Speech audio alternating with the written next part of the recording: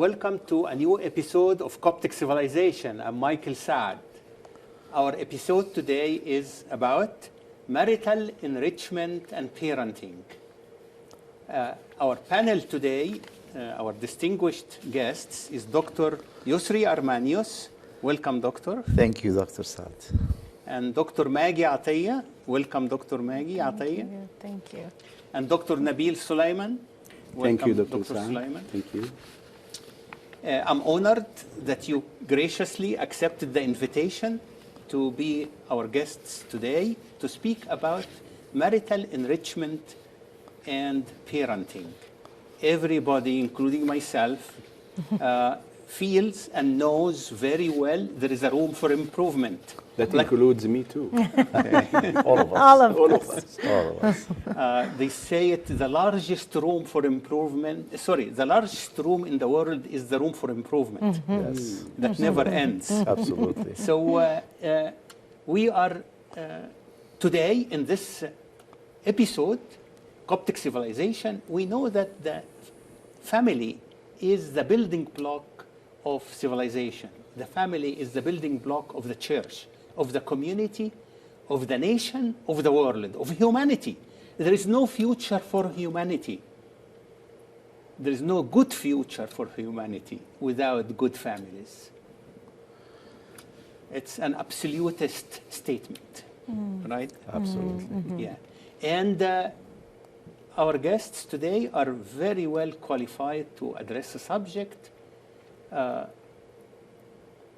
All of them participated in organizing and delivering seminars and presentations at seminars for family enrichment, for parenting, for varieties of topics in that area of human existence and the human experience.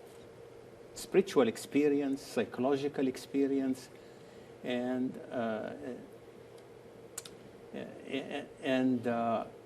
psychological, biological, physical. It's one of the richest parts of human existence.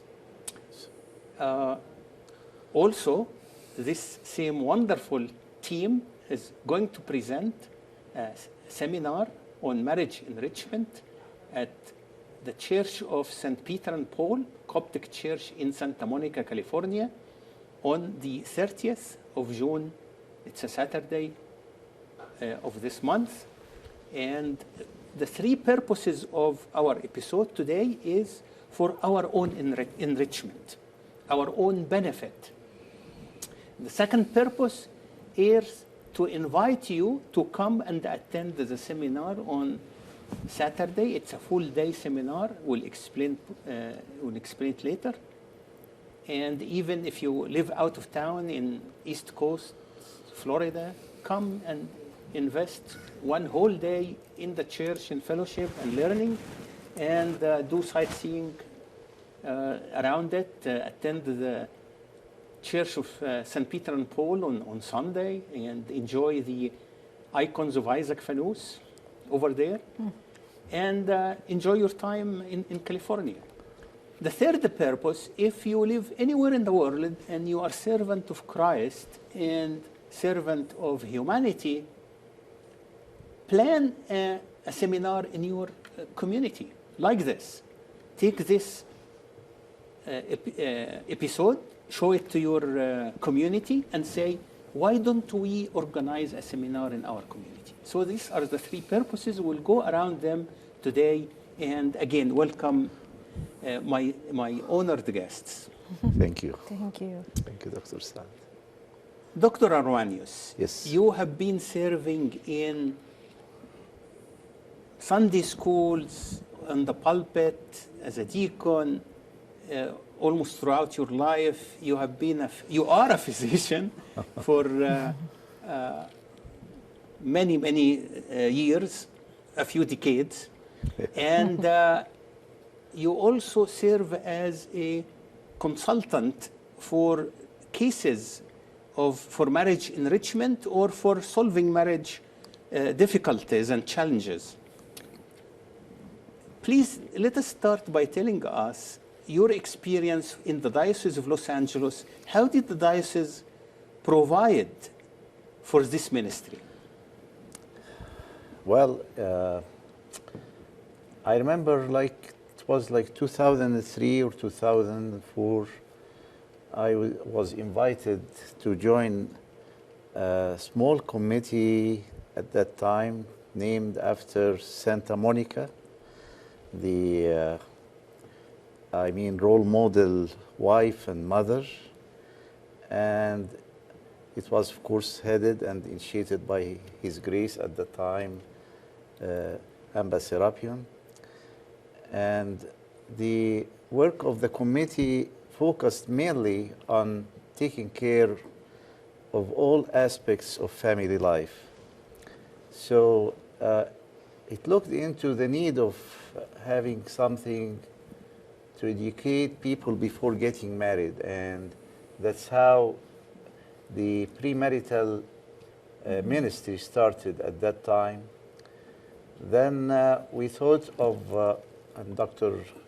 Soliman is with us, he was the pioneer or the head of that service, the Marital Enrichment service. And we started to look into the need of young couples to have access to information, to experience. And we used to do like 2 times a year seminars started in Big Bear, California, and then we ended up having them in some churches in the center of Los Angeles. And that's why we are making this service again this year, this month actually, in a few weeks on the 30th, to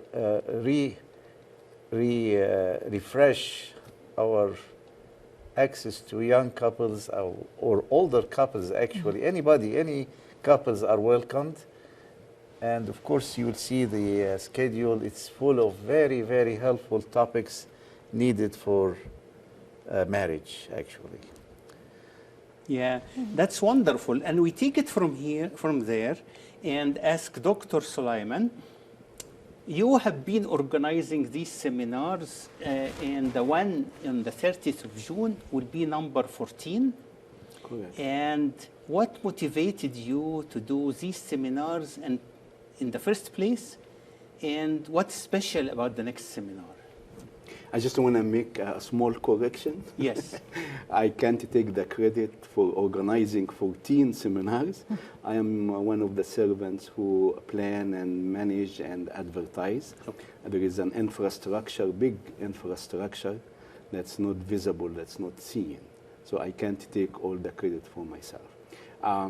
This is on the upcoming seminar on Saturday, June 30th at the St. Peter and St. Paul Church is number 14, meaning we had done collectively as servants about 13 seminars in the past.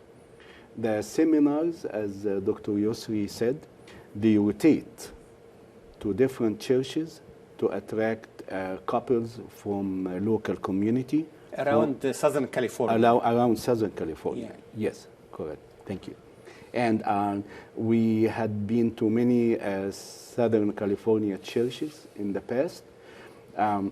It is the turn of St. Peter and St. Paul to host the seminar on June 30th. When it comes to St. Peter and St. Paul Church, of course, every church has its unique flavor, its unique structure, its unique physical building. And when it comes to St. Peter and St. Paul, the servants, they get mobilized, they get activated. And organizing a day like that needs, of course, my brothers and my sister speakers. Amba Abraham will be with us on the same day. And there is a teams of people working simultaneously while the seminar is going on. One team is a big number of Sunday school teachers for the children who will be divided by age, and the teacher will match the age that she or he is serving. And of course, there are the ladies of the kitchen who are not usually recognized by all of us, who will be working very hard in the kitchen to prepare healthy and delicious and fresh meals for the lunchtime. So this is the 14th one, and I've been honored with Dr. Yousry. We participated in maybe 6, 7 previous seminars. Dr. Maggie will be with us first time. I heard her, second time, yes. I was just about to explain. I heard her last time on the 13th seminar, and God had given her a special gift of eloquency and clear talk about relevant topics to marriage and parenting. Dr. Ateia, you are a clinical psychologist and medical director, a clinical director at Rose City Center in Pasadena, and you participated in one seminar before and next seminar on the 30th of June. Please tell us about your practice and about your previous participation in the marriage enrichment of marriage, or enrichment of the family, and what do you think, how people gained from the previous experience that you had? Okay, sure. So I have a private practice in Pasadena that I've been doing it since 2004. I specialize in couples therapy. I've taken an externship from Dr. Sue Johnson, who she founded emotionally focused therapy for couples. So I have a real love for working with couples. I also see individuals. I worked at Caltech and different universities for 14 years before doing that. I recently had to stop just due to having a kid, but I still have my private practice, and I am the clinical director at Rose City Center, which is a nonprofit organization that outreaches to lower income people. So we do therapy for the low income, and it's long-term psychoanalytic therapy. So I'm the clinical director there, so I don't actually do therapy there, but I run the program for the clinicians.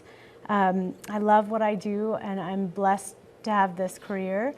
And I was blessed and honored to be asked 2 years ago to do the 13th Marital Enhancement program. And there I talked about the different ingredients to having a happy and healthy relationship. So there we focused on obviously marriage, but also different relationships and different aspects of having a healthy relationship. So this time it will be a different topic and something I think really exciting for people. So what I think people took away from it, I really think it helped put labels to things that people already know. So it's a lot of just language that is helpful to hear and then apply it to relationships. So a lot of what we will say, well, a lot of what I will say will probably be already known by anyone who's ever had a relationship, but sometimes it's good to hear it again and to remind ourselves what can we work on in a relationship to really just enhance your marriage. So like we need to eat bread every day. absolutely. Yeah. Yeah. Dr. Armanios, Yes. I know your schedule is terribly busy. You just came back from Northern California for a seminar there. A week ago, you were on the East Coast in a similar seminar for marriage and family enrichment. Why the Coptic Church has to do these seminars, and how a marriage or family or marital enrichment program in the Coptic Church, how is it different from similar titles in the Catholic Church or in a secular university or in a clinical environment? Okay, when we talk about Coptic family, actually we're talking about Christian family in general. I would love just to generalize the title or the description of what is a family. Yeah. And a family, actually, if we look into any family and back to the original family that God created, Adam and Eve, the first family ever, we can say that a family is the heavenly institution on earth, you know, because it represents the utmost image of love between that brings the two genders together. A man shall leave his parents or his father and his mother and be joined together with his wife, and they become one flesh. And this institution will last till the end of life. And this will contribute to the unit of the church, actually. Look into any church, it's actually about families coming together to worship God in a spirituality, in a fellowship of love together. And that's how we need to maintain that heavenly image on earth that carries the image of the Trinity and unity, because if I look into the family or the marriage itself, the nucleus of the family, which is marriage, it's about a Trinity and unity. We have here a husband and wife and the Holy Spirit joining them together. And that's how we end up with unity, one unit, but inside that union, we see three entities forming that union. So, of course, if something happens to the family, this means the church will be affected, not only in the short term, but much more importantly in the long term. And staying together in that union represents a big challenge, actually, because we are fighting against the forces of evil in the world, and unless we support that union all the time with love and care and counseling, experience, etc., much more with spirituality, we may find families falling apart, and the church will be affected in the long run. Right. So that's basically why the church has to focus on that. Yeah. Right, like a shepherd. Like a shepherd. Like a mother. Absolutely. Yeah, like a father. Like yes. So the church does not neglect, as the mother would not neglect her children. Absolutely. And this starts with preparing for marriage, by the way. Yes. Yeah, the premarital ministry is extremely important because prevention is always better than treatment. And by educating young couples before getting married, actually you are doing them so much service.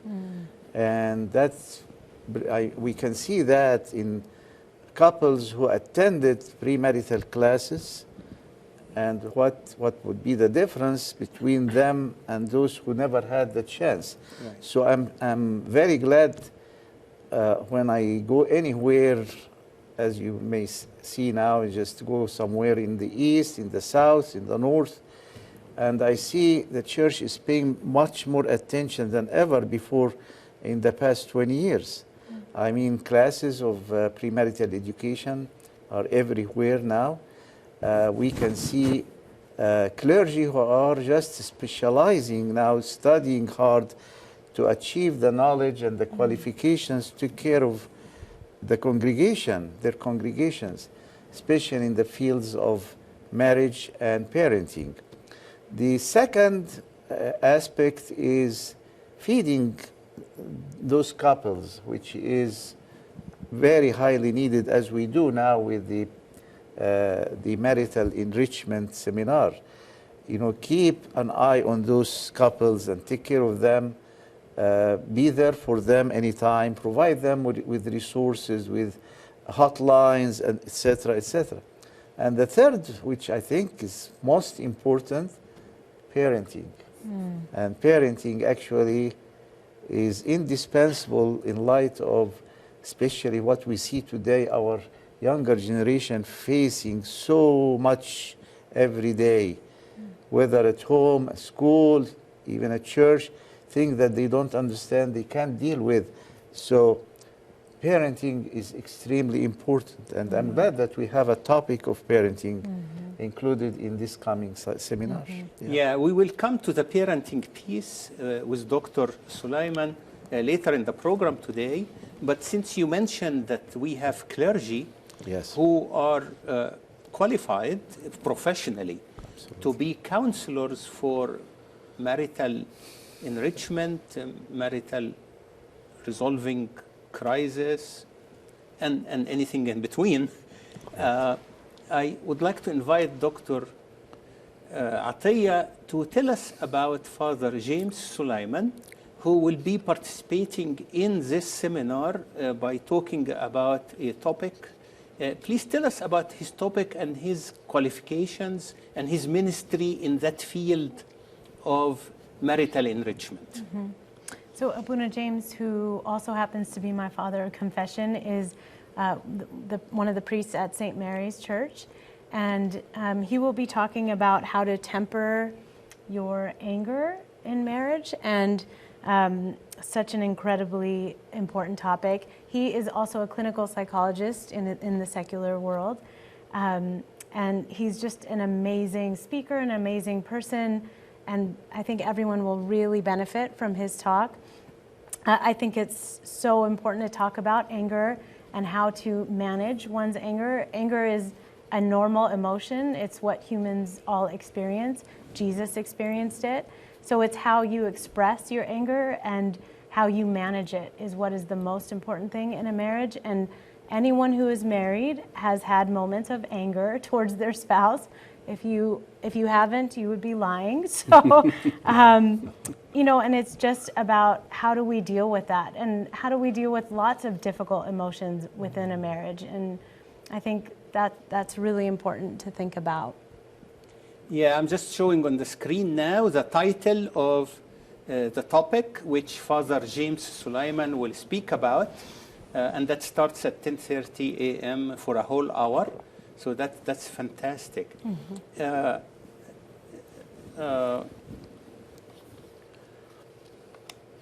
Dr. Soliman, how the family is the baton by which we transmit Coptic civilization from generation to generation. I know this is not on our minds. Hardly anyone who gets married and have children think that there is a baton to pass for civilization or for the church or for the kingdom of God. Please expand on this and inspire us or energize us to go forward on this topic. You have too much trust in me. I don't deserve I it. do have, but not too much. Thank you. It's you deserve it. Thank you. Actually, St. John Chrysostom, he went to heaven in the year 407 AD, has a golden statement. He's a golden mouth, and he said that the main and the essential purpose of the family is to transmit the Orthodox faith to the children, period. Anything else is secondary. Meaning work and money and travel and equipments and TVs, and that was in the beginning, in the 3rd century or the 4th century or the beginning of the 5th century, and it still rings true till today. There was a sociologist in England by the name of Unger, Unger, secular sociologist. he studied 80 civilizations. The Roman and the Greek and the Phoenician and the Pharaonic and Aztec and Mayan and all the civilizations in the past. And his PhD was about how did these civilizations end? And he found the common thread from going to history and publications. One thread. Every civilization ends by the dissolution of individual families. So by us, as servants and fathers of the church, taking care of the families, we are propagating, we are transmitting the baton of orthodoxy to the next generation. This is why the father, the Abuna in the liturgy says, from generation to generation, comma, between brackets, via the family. Yes. The family is the tool Yeah. by which the baton can be passed on. I will ask the control room if they can show us slides about the baton. And we have 4 slides about the relay race. Here is, sometimes my wife accuses me that while we are talking about a serious topic, I go on a tangent. I go on an irrelevant, unrelated topic, and we'll see if I do that or not today. So if we look at this photo, this is a relay race, 100 meter, 400 meter relay race. The person in the front is extending his hand to the back, and the person in the back is extending his hand to the front so he can deliver the baton to the runner in the front. If we go to next slide. We like to focus on the facial expression here because that's important. And I will prove my wife wrong because I'm going to bring that back to the topic we are talking about. The person in the front, if we look at his face, what can we see? The one with the yellow shirt. Determination, right? Seriousness, mental focusing, state of readiness to receive the baton from the back. The person in the red shirt in the back, he is struggling and also mental focusing and extending his hand to deliver the baton in a timely fashion to the hand of the runner in the front. If we go to the next slide,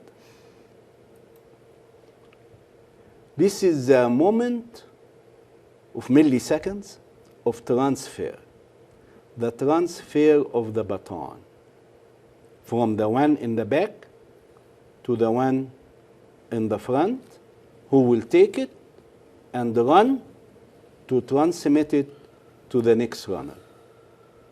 If we can go to the last slide.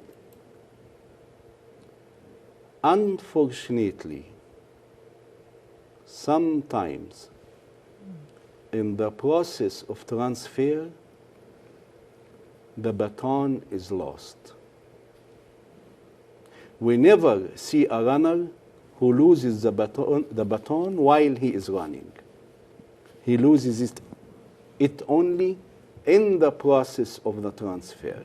This is why this is analogous to the Coptic family, to the Orthodox family in general, where the faith is being transmitted inside the family in a healthy, successful marriage, in a marriage that's being enriched and maintained. And the analogy here is well explained, because we see that, unfortunately, in some families, the Orthodox baton gets lost from one generation to the other if I'm not paying attention to my marriage or to my parenting, as Dr. Armanios said. So I think my wife was not correct.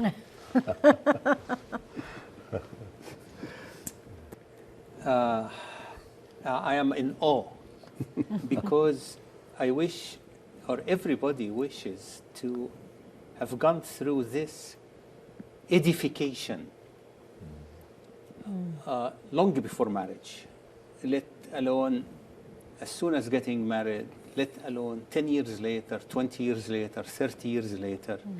So it is of enormous importance, as you all said it in a different ways today, that it's the greatest achievement in life, that you take care of your children, parenting, passing the baton properly, holding the correct baton in the first place, passing it correctly, and passing it to the front, not to the back. This is the first time for me to notice that when you pass the baton, you pass it to the person ahead of you. I thought the baton is passed to the person running behind you. But this means that the second generation has to be ahead, which they like. Right, Maggie? You are a second generation. You like to be in the front. Not you personally, but the second generation, right? And which is okay for the older generation. I love my children to be ahead of me, but then they extend their arm behind and catch the baton. This is amazing analogy. And thank you for the pictures. Oh, thank you. Right. Dr. Yousry, from your wide experience in the past, how the marital enrichment seminars influence the families in a positive way? Okay, well, Did you get like 90% success stories from the seminars, or 10%, or what? well, if we know the challenges facing any couple after they get married, if we go back with our memory to the time when we got married ourselves, marriage, remember that it's the union between two different individuals, different in gender, different in background, different in culture probably, different in sets of expectations, belief systems. So I believe that it's a miracle to have these two individuals together and ask them to live under one roof for the rest of their lives and learn how to live in love and peace and take care of themselves and their children and avoid any serious conflicts that would impact their marriage in the future. So that's probably one major aspect of marital enrichment seminars, to help couples resolve these differences. Then other, stuff, of course, there are so many challenges that, like how to leave. When the Bible says a man shall leave his father and his mother, leaving is not just the physical leaving, it's much more than that. The wife, the same thing, forget your people and your father's household. How to do that? It's very challenging. And then we will face other challenges, like how to adjust to new budgets, new incomes, or having one income and spending together and budgeting ourselves, how to agree about that stuff. Raising children is a challenge, Fighting boredom and rust, any marriage, if you don't know how to renew your love to each other. I think, and that much more than that, actually. Their intimate life is a challenge itself, and we'll have a topic about that.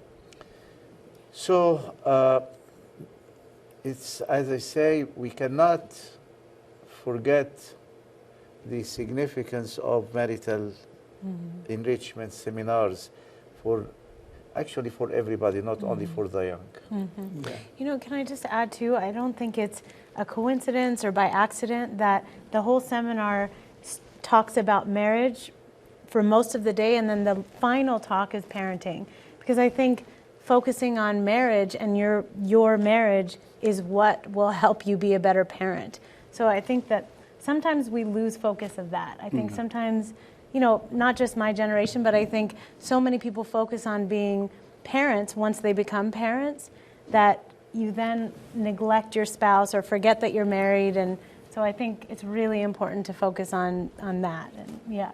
So. Can I comment on Dr. Atiyah's beautiful physiology? Yes, because they asked one Christian psychologist, okay, if you have two areas, marital and parenting. Today, we're combining that under Coptic Civilization, and we saw how is that actually really connected to transmitting the civilization via marriage, via healthy marriage, to the next generation. So they asked him the two areas of marital versus parenting. If you want to focus only on one, you can't, you know, that's too much. You can't focus into, okay? He said, if you focus on the marital relationship, subsequently, the parenting will be healthy. If the children see that dad and mom are exemplifying a healthy Christian marriage at home with love and tenderness and firmness sometimes, and the Christian behavior, I don't have to separate in my head between this is a marital issue and this is a parenting issue. Of course, on the Saturday, June 30th, we did have one topic for parenting because this is really connected to the marital issues. But if I am doing good in marriage, parenting will come spontaneously in a good fashion. Yeah. And there is also a very simple observation. Those children who suffer most are those who belong to broken families absolutely. or dysfunctional marriages, and they will pay the price for that. You see, to add to what and the Dr. parents will pay the price seeing their children not happy or fail or. Absolutely. Right, yeah. Absolutely. So the cycle of unhappiness Yes. spiral down. Spiral down. Yeah. And it doesn't always require a broken marriage. You know, I think a lot of Coptic families, they still may be married, but if they're unhappily married, their children will suffer. And they'll see that and then repeat cycles in their own marriage. So, yeah. Would you kindly, Dr. Nabil Soliman, lead us into the contents of the seminar, the title and the main topics discussed? How many hours do we have? We have 90 minutes, 100 minutes. Okay. Not Thank you. Total. I like to refer to the poster here on my left hand. Okay, it's a copy on the screen. The title is The State of Our Union. And the servants at St. Peter and St. Paul who worked on the flyer, which is a copy on the screen. It is the same as the e-copy, is the e-folder, e-flyer or paper flyer or the poster. It is the same thing. They worked on that about 4 months ago. And at that time, the president was giving the speech, the State of Our Union speech. And they noticed that that can be a nice title for the state of our marital union. The servants worked together to produce this flyer that we have. Actually, we kept changing this and adding this and moving this. When you are dealing with many variables, meaning titles, font, types of fonts, colors, pictures, locations, geometrically or engineering-wise becomes endless choices. Right. Right. So this is the one we have here, is version number 28. Wow. Wow, So what a team. Yeah, we decided that's enough. You know, we have Must to be go a democratic team. It is a democratic team, actually. That's why it took 28 rounds. And they work with with a serving attitude, and that's what makes it a day. People who came in the past and who will come, God willing, on that day, they will be pleased. Yeah. We borrow from the American society the good that's in the society, meaning organizational skills, delegations of responsibilities to people who enjoy doing this job, registration desk, we'll explain that in a minute, distribution of the children to a certain class appropriate for their age, preparation of healthy food and nice food, as I said. And the title was the State of Our Union. They chose the colors of the flag, blue, red, and white. The green part of the flyer is related to the green dollar, the money that you have to pay, unfortunately. The photo, somebody chose it to make it ambiguous, to make it can go both ways, actually. The photo is inside the White House in the Congress. The president usually stands to give the State of the Union speech, and they replaced the president with a husband and wife with no facial expression, intentionally, because they represent to both of us. And in between them is the Bible. There was an opinion to take the flag away in the background and put the Holy Spirit, but if we do that, the Congress picture will not be noticed. And the title on the top is In God We Trust, and it can go for both, for the speech and, of course, for the Christian marriage. So there was lots of efforts put into the preparation of this day, and I think the four topics, each one will talk about them, but we struggled with that because the topics about marriage are too many. So we chose four of the main important topics. One is anger. Second one is sexuality or intimacy. The third one is selfishness in the marriage. And the last one is parenting. So we'll go through these four topics. Yes. Like a summary, so that those who cannot attend the seminar, as we said, will benefit directly today. And also those who like to do similar seminars in their locality, in their community, they get some inspiration and model. And the third group, we invite whoever can come from Southern California or from anywhere in the world, let come and do sightseeing in California, Los Angeles, and spend one day in the seminar. So we'll go to the screen. And this is the topic of Dr. Yousry Armanios, Marital Intimacy, rated GP, and GP stands for God's Plan. And Dr. Armanios, you will speak about this topic. How serious is physical intimacy a factor in marital relationships, and how to maintain it and how to improve it? Difficult topic. I will close my eyes just in case. Well, actually, this is probably the most significant topic in my view, because without physical intimacy in marriage, there is no marriage. You know, I mean, what is the difference between someone who is single or unmarried and another who is married? I mean, they go both and have the blessings of the Holy Spirit and become one flesh.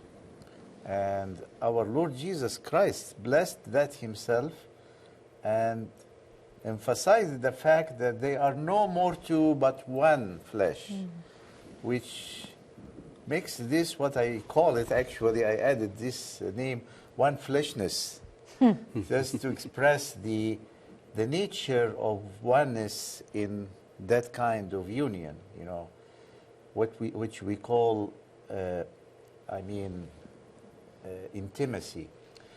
And it's God actually who is the author of intimacy based on love between the husband or the bridegroom and his bride, the wife, that would last for good until no one can separate, until death may separate them.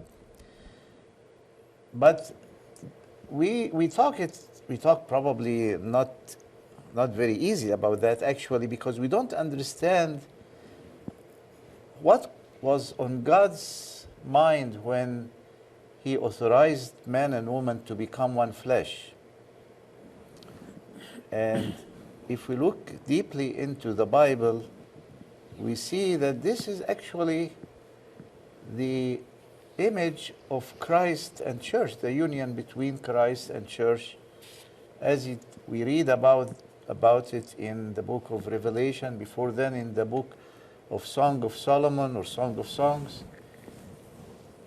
And can you believe it's hard to keep or to maintain it healthy because of all temptations, all other factors that play the game in this intimacy thing, like our egos. I mean, I'm glad that Father James will speak about temper control and anger control, because he probably will touch base on our egocentricity and selfishness that would make us angry at each other, go to sleep together as husband and wife, and we are angry at each other, mad at each other. And that, of course, would keep the two away from each other. We don't see the intimacy that God meant to be like that. Actually, it's God's plan, and it's a good plan, because it's about love, as we mentioned earlier. It's love that brings the two together through the Holy Spirit. Why someone would fall in love with someone else, So it's about love. And that's why we need to emphasize in that topic something that's very important, that this physical intimacy is very pure, and the Bible emphasized that. And the Bible said that the Holy Spirit let the marriage bed be pure or undefiled. And that's how we encourage those couples to see such intimate life and intimacy and sexual intimacy as something that's very pure, and God is pleased to see them one union. Unfortunately, when the time comes to get married, our minds might not be that pure because of the impurities or the influence of the world on our minds during our developing years before marriage, or our premarital experience, for example. But when it comes to marriage, actual marriage, things should change. And I'm sure that when we talk about that topic, we will listen to so many questions. And actually, Dr. Soliman knows that at the end of the day, we will receive many questions. Many of them probably would be about intimacy. Yeah. If I can take the thread from Dr. Armanios.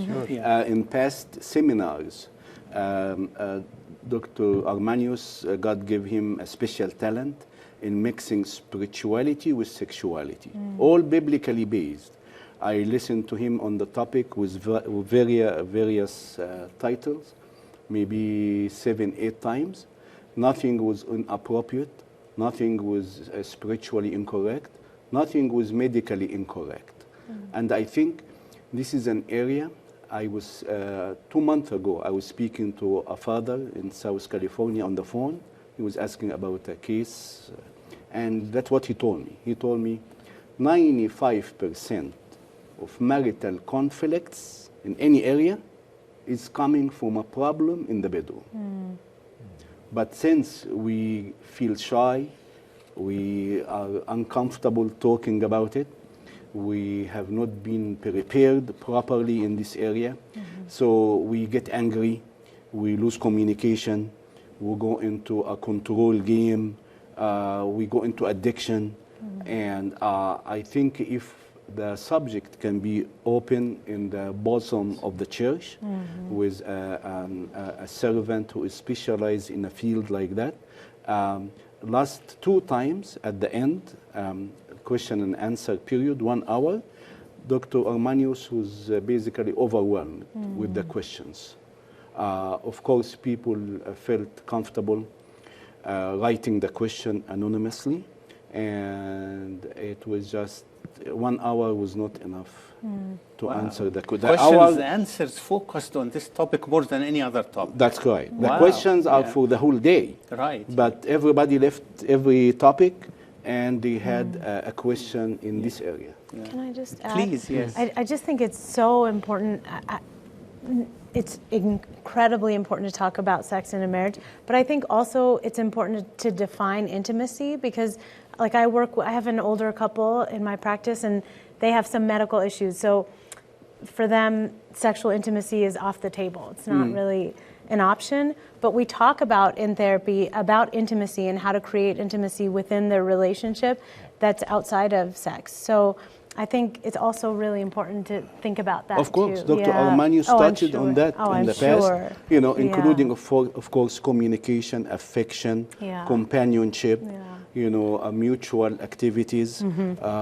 So it is not only a biological, mechanical, sexual act, it is the whole umbrella of the relationship. Yeah, absolutely. And in addition to that, we always try to touch base on protecting the purity of the marriage, because infidelity is a major challenge, especially these days. And we can see how the world is trying to destroy this holy unit of marriage by injecting that stuff inside the relationship. Absolutely. Yeah. My 2 cents worth. This is 1 million worth. Okay. $1 million worth. Dollar for a different reason. The book of the Song of Songs. It's full of the imagery of physical intimacy. Correct. But also it has spiritual intimacy, well written, and also psychological intimacy, companionship, communication, the rough time and the good times, relationship to the environment around them. So it's, I'm sure you will be quoting the Song of Songs many times during your speech for 1 hour, for a whole hour. All the time. Actually, the book of Song of Songs, we use it now as a reference to solve many marital conflicts, actually. Are you doing this professionally or Yes, spiritually? yes, both Wow. ways. Like, yeah. I mean, as a physician? As a psychotherapist. Okay. Yeah, as a psychotherapist, you know. So you would write a prescription to prescri- non-Christians, go read the Song of Songs. Well, I may think of that. Okay. Consider that. But I actually, you know, in general, we don't divide intimacy into, separate aspects like social or spiritual or emotional or physical, you know, because our God and our faith is about unity. You know, we don't break things into pieces, you know. As much as we can bring everything and teach this kind of unity in marital life in general without dividing them, that brings better functioning and better quality of marital life. So I think what you mentioned about the book of Songs can actually address all these aspects together. Yeah. Right. Thank you. That's wonderful. Dr. Nabil, after 2 such heavy talks, one by Father James and one by Dr. Armanios, I think you are about to take a break. What did you prepare for people for lunch? the staff preparing the day have two parts that are fun and relaxing and breaking the mental focusing of two heavy topics. The two parts are lunch for 1 hour, and actually you have the menu. I stole it. We will be still in the Apostles' Fast. The Apostle Feast is the 5th of Abib, July 12th. So June 30th will be catfish fillet, brown rice, tabbouleh, homemade falafel, and tahini. I remember when we were meeting with Santa Monica Family Education Committee with Dr. Yousry and the other counselors and the fathers with His Grace Metropolitan Serapion. As the marital seminar was at St. Peter and St. Paul at that time, more than 4 years ago, and His Grace Metropolitan Serapion said he had seen many flyers, many ads about lunch. This is the first time they advertise for the menu. And the next activity is competition with prizes. Yes, the competition with prizes is the funny part of the day. What is Christianaire? Who wants to be a Christianaire? We, as I told you before, the team, they borrow what's good in the American society and we build on it. Okay. We baptize it. We Christianize it. So similar to who wants to be a millionaire in heaven. I would rather be a Christian. This is a fun part where the people who are coming will be divided into 4 groups to compete based on the color of the folder. Okay. This is why the registration process in advance is very important. And the 4 groups will compete against each other in a fun activity, learning the Bible, questionnaires about the Bible, about the verses, about Bible characters, and about general knowledge of geography, history, and so on. There will be a judge, and there will be a timekeeper, because every team had 30 seconds to see the question on the computer and negotiate among themselves, and they come up with the answer. It is a very well method to learn the Bible in a fun atmosphere without being dry and repetitious. So who wants to be a Christianaire is our competition, and we will have prizes for the winning team at the end. That's wonderful. I will come for this and for that. You have to pay, Dr. Saad. Of course, we'll come to the payment in a little while. But I invited you for this Okay, episode. it will be free for you. It will be free for you. In compensation. Yes, okay. Reciprocate. Okay, Dr. Maggie. After this lunch and the competition, you will deliver the 3rd talk. Please tell us about it, and we'll show it on the screen, the title. Sure. On the screen we show, in the word wedding, we comes before I. Yeah. What is that? So, the trend these days is that people are getting married much later in life. It used to be people would get married in their early 20s. Now we're seeing that it's closer to the late 20s, early 30s. And I think what's happening is people are spending a lot of time developing their sense of self. So identity development throughout their life is getting stronger, and people are becoming more independent, which is a great thing. It should never be seen as a bad thing. But what's happening is, let's say you get married when you're 35 and you've lived for 35 years focusing on yourself, and then you get married, and what happens is you then turn from an I to a we. I think that's very difficult, and one of the biggest things I'll focus on in my talk is identity and being part of a marriage, and I'm gonna use a lot of characteristics of being part of a team. So we're gonna talk about what do you need to be part of a really healthy team? So we're going to talk a lot about that, and just thinking about how when you're an I, you're very self-centered and selfish, and not in a negative way, but you're focused on the I. So when you get married and you become a we, it's taking almost the I out and really focusing on the we. And so focusing on you as a partner and part of something rather than just you as a person.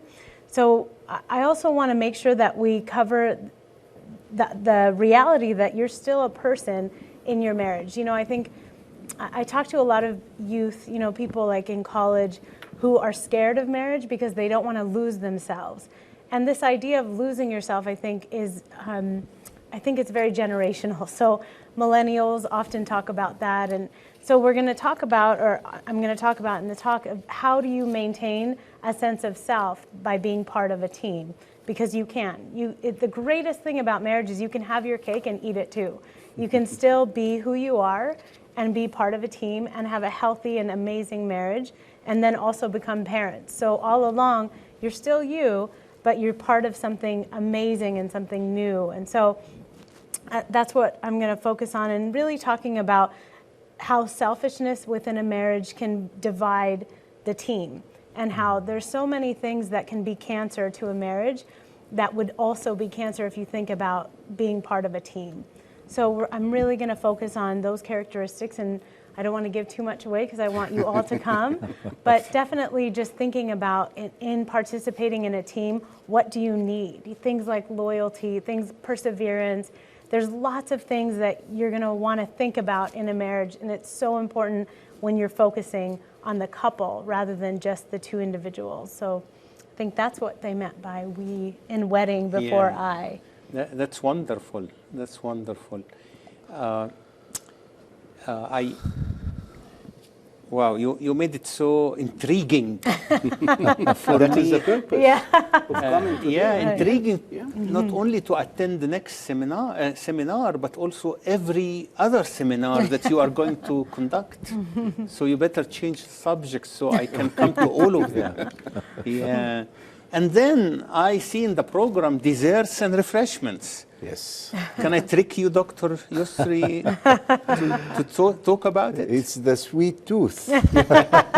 Okay. Yeah, You got me. Yeah, I mean, what do you expect? I mean, after listening to all these topics and information, and I think we need to assimilate all of that, and this takes energy and effort and active listening.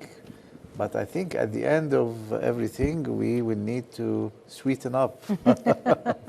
So, yeah, So it's good. from 3:30 to 4 p.m., you have desserts and refreshments, but you are giving it an importance also for networking, perhaps? Oh, yeah. People would network and also change business cards and build a community. Correct. That the planning team took that into consideration.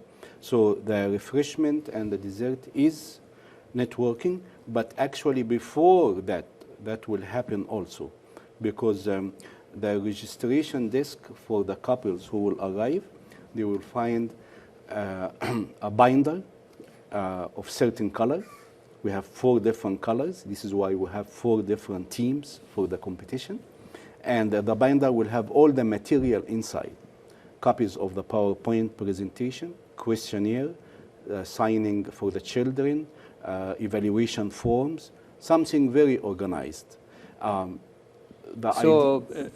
Couples can bring their children to the seminar, yeah, we'll talk and about you will talk about it. Yeah. You will take care of the children separately. Of course. Wonderful, yeah. So the teams are divided actually against the natural Egyptian habit. Music to my ears. What is the natural Egyptian habit? The good one or the bad one? I will leave that to the viewers to decide. Okay. But, for example, when I go to a church, I see Dr. Yousry Armanios. I known him for many, many years. So I go, I shake hands with him, and we talk, right? And I'm oblivious to all the other people around me. Especially the newcomers, especially the newcomer, or visitors, or a foreigner, or foreigner, or an yeah. American person Yeah, who his luck, I don't know, good or bad, allowed him to come to our church. Yes. So I think we are going to organize the teams, people who are from different churches. Okay. We'll mix them in one team. Because Right. if we leave it to the spontaneity and the natural tendency, we are going to all congregate. Thank you. I know you came for a reason today. Congregate with the people whom we are familiar with. Right, and that right. will prevent us from reaching out and networking. So that's going to happen all through the day. Wonderful. In the competition and in the lunchtime and in the dessert and the refreshment. Yes. That's wonderful. Now we come to your own talk, and you kept it for the end of the day for the reason of logical sequence. After happy marriage, successful marriage, you have children, whether happy or unsuccessful, the children come anyway. And there is effective parenting and ineffective parenting in a defective world. And of course, we are surrounded with challenges in the world. So please tell us more about this important topic. You started talking about earlier, we touched it, but give us a focused point summary of your talk. Yeah. Actually, if you allow me to disagree with you, why I left it at the end. Okay. Yeah, for two reasons. My guests are welcome to disagree with me. Politely. No. I'm your student. I'm your disciple. Thank you. I felt that after three big topics, heavy topics, each one, anger, sexuality, selfishness, and three distinguished, eloquent speakers, Yes. I want to hide behind few things. Number one, I want to talk after lunch, so people are heavy and sleepy, and I can say whatever I want. It's not going to be noticed. Okay? And You also, always awaken me when you speak. because you haven't had lunch. This is why. Yeah, you are an eloquent speaker, Thank you. as all of you, and it's really a pleasure listening to you today and in the past. So, Thank you. so what's in your talk? Yeah, my talk, the team chose, as we see in all the titles, Yes. eye-catching titles. Uh-huh. Okay, and they use in the English language, they use sometimes punning, and sometimes they use contrast, like effective and defective. Okay. And I felt I have 1 hour, I have to stick to my time, but it will not be enough. So I'm planning to talk about 4 main topics. But I want the viewer to understand, Dr. Armanios and Dr. Ateia and myself, we are in a bind. Why? Because it is like the movie and the trailer of the movie. The trailer is like 2 minutes just to whet your appetite, W-H-E-T, to stimulate your appetite so you can go and see the movie. If you see the whole movie, there is no reason to go to see it. So this is why I felt each one was going like in an eggshell, just to give you enough of material for the bigger content that will come on June 30th.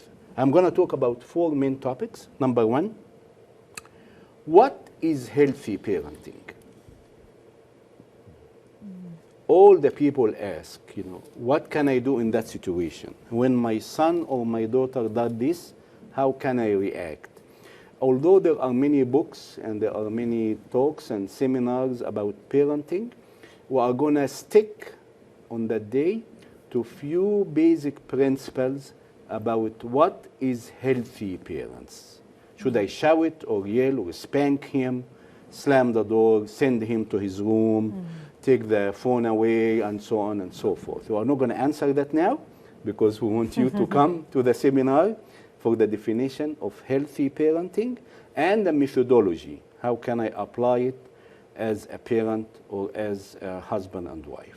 We're going to talk, in my talk, I'm going to cover 4 main topics. Number 2, I am going to cover the digital invasion of our children. Digital is a computer language, because the computer is all 0-1 language, as you all know, and this generation are much better than me in these things. But it is a phenomenon that have penetrated the church and penetrated the family, where we hear the complaints all the time that my son comes from the school, takes the iPad, goes to his room, he will put the earbuds, speakers on. He is in a totally separate world. He is engulfed in it and oblivious to what's happening. And that had caused many, many, many problems. We're going to talk about digital detox, and we're going to talk about digital diet. So actually you can treat cases that gone at a tangent or deviation. There is Yes. some kind of treatment that you will Awareness, be prescribing. treatment, awareness. Oh. We are, I was talking to Dr. Armanios a few months ago about a case of a 12-year-old boy. And the mother spoke to me on the phone, and he is addicted to pornography. So Dr. Yousry, I was shocked. You know, this is everywhere now, and basically it is difficult to avoid it. It just pops up, even if you are not seeking it. So Dr. Yousry assured me 12 is not very young. He has a case, I don't know if you remember or not, he has a case of a 6-year-old addicted to pornography. Where is that coming from? Some part of the family dynamics is neglectful, is not aware. Thinks this the phone, the iPhone, the iPad is a benign technological equipment, and the digital invasion, I have to address it. That was will be my second point. That's a wake-up call, actually. It is a wake-up call, yes. Yeah. Number 3 Yes. is how can we maintain purity in a sex-obsessed society? Dr. Armanios talked about the marriage, the purity of the marriage, but also the purity of our children who are being snatched, you know, by the world, by the technology, by the environment, by the Hollywood culture, by the pornography, by the liberal society, that anything can go. Peer pressure. Peer pressure, Yeah, I mean, there is drugs. so much strong waves against righteousness. Actually, to tell you the truth, I do not want to be a teenager in this country right now. I Right. agree. It is extremely difficult. Yeah. So we're going to use some tools for parents, what to do with the grace of God and with the wisdom of the Bible, because it is a battle. It is a fight. And God gave us the victory Yes. and the means and the power, right? And so we should not succumb to those challenges. And you will give these methods and how to get out of it, how to help the children not fall into it in the first place, but to help them meet the challenge. He gave yeah. us the victory, we have to utilize it. Right, right. We have to apply. Not wait for it. That's correct. Right. Yeah. The fourth point in my talk is how to face atheism. Yes. Big movement now among the youth and even children. Apologetics is a big part in Christianity. We are in the Coptic Church as being late in the game to the Western world. We started to pay attention to that. Few books came over the past few months talking about that.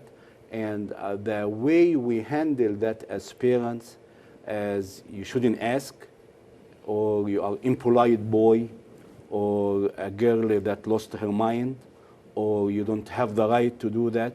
We are actually pushing our children away from the church indirectly. Because if he doesn't have the right to question his faith and I cannot answer it, how do I expect his or her faith to be solid? How can I take the baton again and transfer it to the next generation if the baton in their head is questionable or they don't like it? So the movement of atheism is a big movement now, and we need to be prepared. And if we don't know, we need to research or go to somebody who knows, or check the internet or listen to some lectures and so on.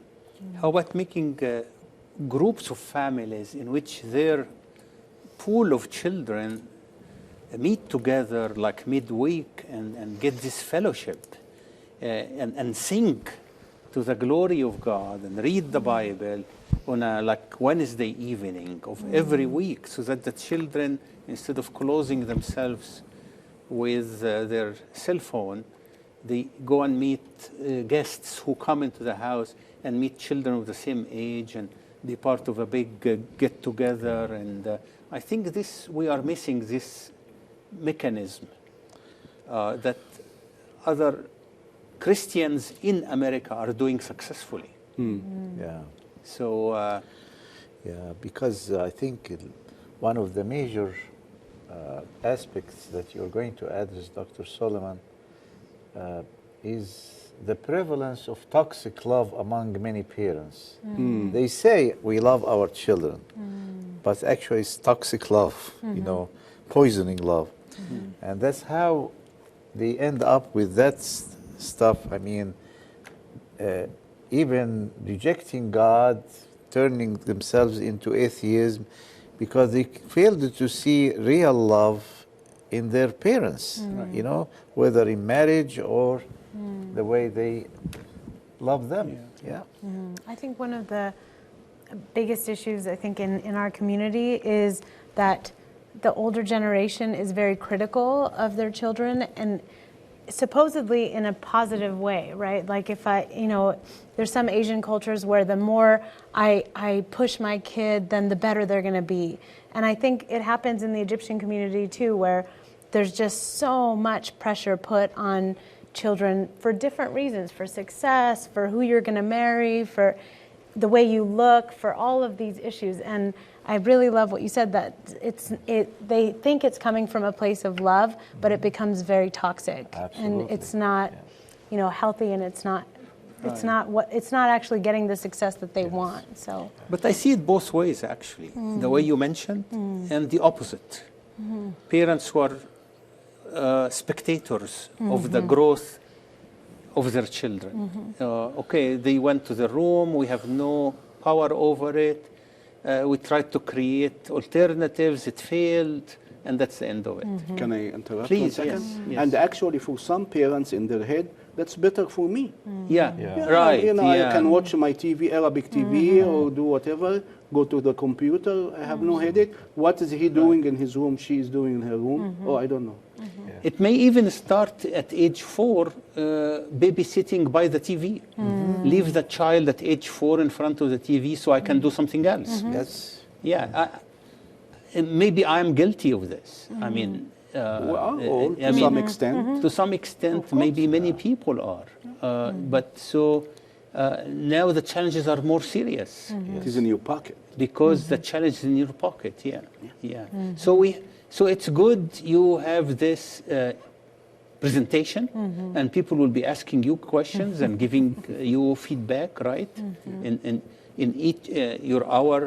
Each one of you will speak for 1 hour, plus Father James Soliman for 1 hour. So that's very, very good. And then finally, you have a panel discussion. How this will go, Dr. Ateia? The panel discussion, will show it on the screen from 5 to 6 p.m. How this panel discussion is important part of the program? I think it's so important. I think that many people that participate in seminars have questions.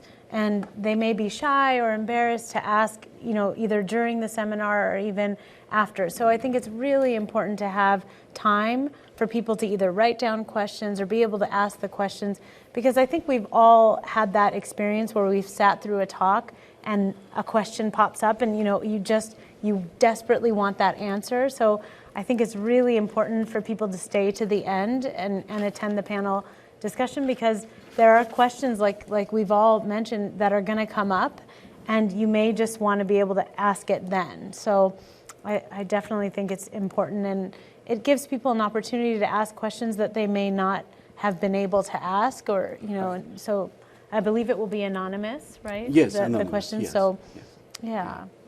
yeah. Okay. And then after the panel discussion, the seminar will come to a conclusion? No. The seminar, yes, but not the day. Okay. Well, let us cover first the children. You said there will be a special parallel program for the children. Correct. At any age? Yes. Okay. And what does that program look like? Right. Any person or couple who is coming, or child who is coming, has to register in advance. So the couples and their children register by name and age. Right. Once they go to the link will take them to a questionnaire. Your first name, your last name, how long you've been married, less than 5 years, 5 to 10, 10 to 20, and so on. Children, age, and name. Okay? And we collect all this data, and we print it, and we divide the groups, as I explained, by the church of attendance from different churches to be in one group, interacting, knowing each other, and be a team in the competition. So the children, we will have a complete number, and division will divide them by age. Okay? Each group will be in a separate class with separate Sunday school teachers for that age. And the program is not at St. Peter and St. Paul. The servants don't do babysitting. Babysitting is let them play, and I'm sitting here making sure nothing happens. No, they're coming for an active, well-designed program, including learning a hymn, learning a church song, watching a movie, face painting, games, and competition for each group of children. They will have their own lunch simultaneously with the parents, separate in the service center. And I remember the last time we had the marital seminar, Dr. Yousry was with us about 4 years ago at St. Peter and St. Paul in Santa Monica. At 6 p.m., that's when the day ends, the servants bring the children to the parents and deliver them in the hand of each parent. The children at that time were crying. They did not want to go home. Very true. Very true. Because of the fun they had over the whole day and the bonding that happened with the Sunday school teachers. Although the seminar, the lectures end at 6, the day doesn't end. Can I explain? Oh, please, yes. Yes. I'm curious. Because the last time we discovered that people come from a distance to Santa Monica Church, to St. Peter and St. Paul. We had a big group from Palm Springs. We had a van from Temecula. Temecula is like 2 hours away, north of San Diego. So we allow the parents who wants to make a fun trip out of the day for that to continue. So after 6 p.m., a group of servants from St. Peter and St. Paul Church will lead these people who wants to go walking to Santa Monica Beach. The church geographically is about 3 blocks from the beach. And over there, they will have toasted marshmallow and have ice cream and cold drinks while they are watching Santa Monica sunset. On June 30th, the sunset will be about 10 minutes after 8 p.m. So from 6 till 10 after something after 8, they will have time to socialize, for the children to play in the sand or the water and eat some good food. Wow, that's wonderful. How much does it cost? The cost is the church is contributing to help. The cost is much more than what we have on the screen. For one person, it is $30. For the couple, to encourage the couple to come together, the church made it $50, and $10 per child attending. When you spread that over the whole day, including the lunch and the activities and the prizes, and we will hire women, especially for babysitting, for children 2 and below. The diaper changers, we call them. And of course, there will be some coloring material for this age, or some songs appropriate to their age. So the cost is much more than that. Yeah, the church contributes. Right, that's help. quite subsidized. Subsidized, that's correct. And how to register for the day? Yes, the person or the couple will go to the link, St. Peter and stpaul.org/register. The money is going to the church, and once they click on that, the questionnaire will show up about the children, their ages and their names, and we print all this material in an organized fashion. So when the people arrive on Saturday, the 30th of June, everything is on the registration table in a folder carrying their name and the children's name. This is one of the highest manifestations of Coptic civilization. Just organizing and executing this program. Absolutely. And I congratulate you for the grace of God Thank you. Thank you. that helped you carry this hard labor and well-planned seminar to enrich hundreds of families, and good things propagate like bad things, but you are helping hundreds of families to be victorious in Christ. Amen. And be fruitful for the kingdom of God. I am sure the each seed you plant on that day will have big trees and fruits in the future. Yeah. They plant the seed, but the Lord makes it grow. We Yes. water, and the Lord makes it grow. Yes, Yeah. that's- Can I Yeah, please, interject yes. something here? Yes, please. Because lots of people are not used to a church activity with payment. The Yes. payment is very little. Right. Yeah, but for some people, This is below cost. You will provide food and babysitting and. So that's below cost. How can you get 2-3 meals and I mean including desserts and coffee and this for $30? That's below cost. Yeah, yeah. So there is no. I should not make somebody else make the donation so that I can eat in the church. But that's okay. The church will encourage people to come. Okay. But I just want to give you a little bit of history, because this is the 14th seminar. Right. In the beginning, when we were naive and were just trying to serve the Lord, it was just whoever comes, comes. And that backfired. Right. Yeah. Why?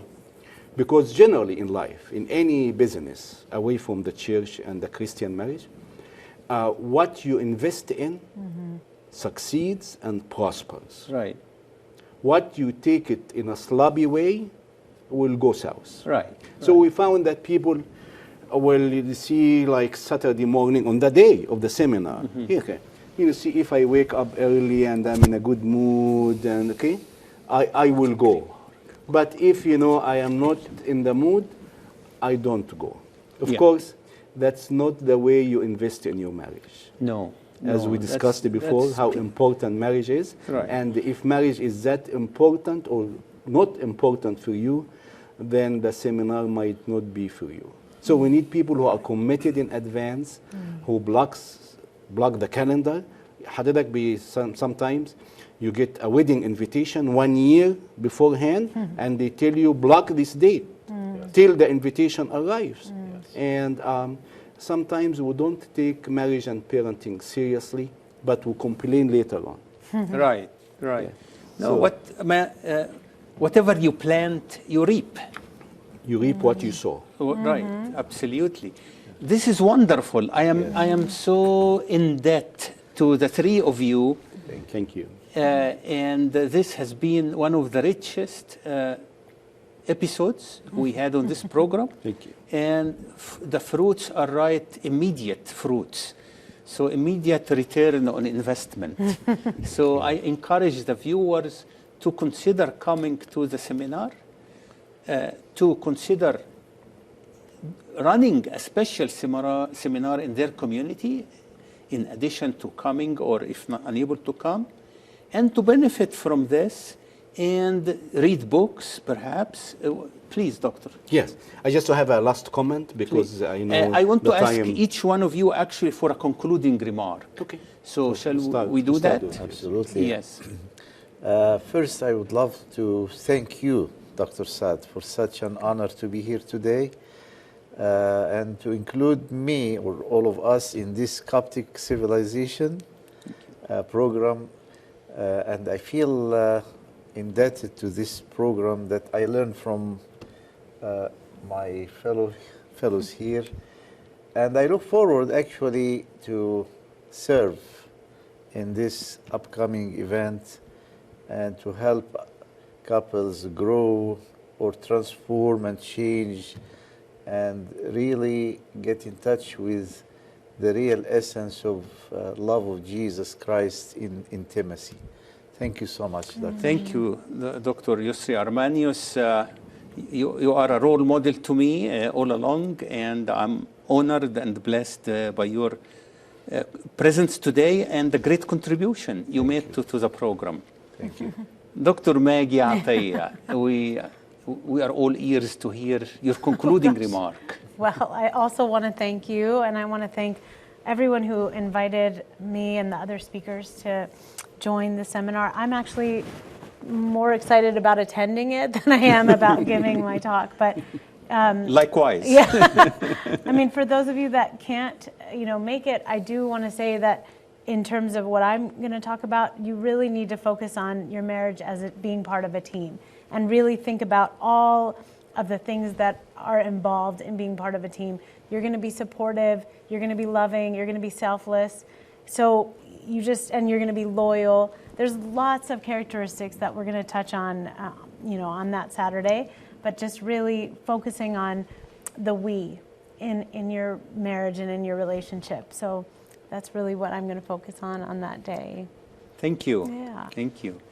Dr. Nabil, please give us Thank your you. I want to concluding echo remark. my fellows' thankfulness to you and to Logos and all the people who are behind the scene working very hard to produce this program. I just want to tell the viewers sometimes our indecisiveness about to attend or not to attend. I was talking to a couple and they told me, we'll see what happens, if we have something on that day.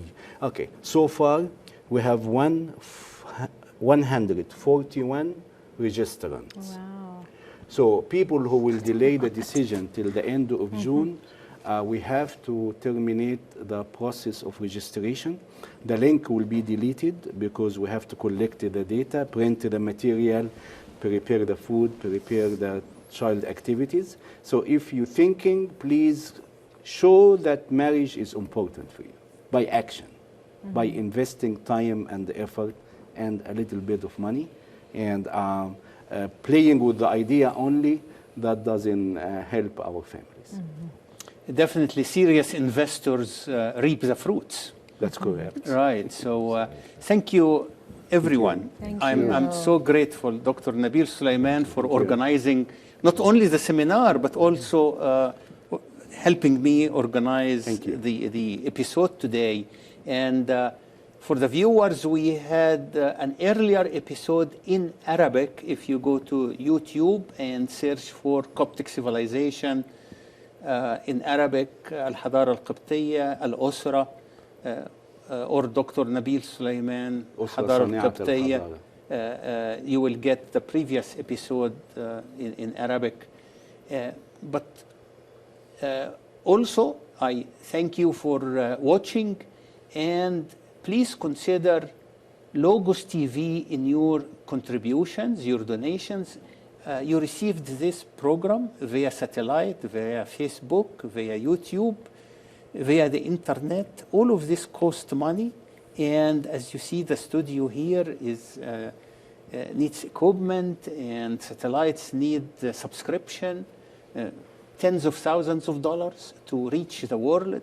So please call the number on the screen or go to the website on the screen, logoschannel.com. The number is 818-342-3388, and make a donation. Visa card would work, personal check would work, monthly subscription from the bank account or from your Visa card would work, even $10. If you make $10 investment, and serious investors reap the fruits, and what you plant, you reap. And if you encourage the Word of God and Christian living, the principles of the Bible, the good news of the gospel to reach the world, your reward will be in heaven. Thank you again, my dear friends and honored guests, for all the enrichment of my life that you brought to us today. And I'm sure the viewers join me in appreciating your effort and the richness of your knowledge of God and how to minister to His children. Thank you very much. Thank you. And I thank the Logos TV team who are behind the scene doing all these fantastic technology, getting these electromagnetic waves and optical waves to you via around the world to your room. And thank you for hosting us in your room, in your home. God bless you. See you next episode of Coptic Civilization. I'm Michael Saad.